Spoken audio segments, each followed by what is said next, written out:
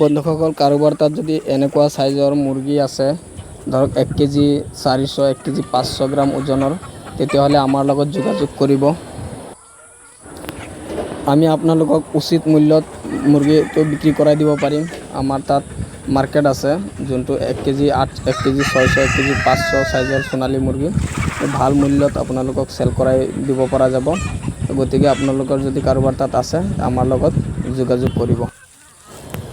600 গ্ৰাম, 700 গ্ৰাম, 800 গ্ৰাম মুৰগিৰ কাৰণে ফোন নকৰিব। যদি কাৰোবাৰ তাত কেজি প্লাস মুৰগি আছে, তেতিয়াহ'লে আমাৰ লগত যোগাযোগ কৰিব। ভিডিওটা বানানো হলো।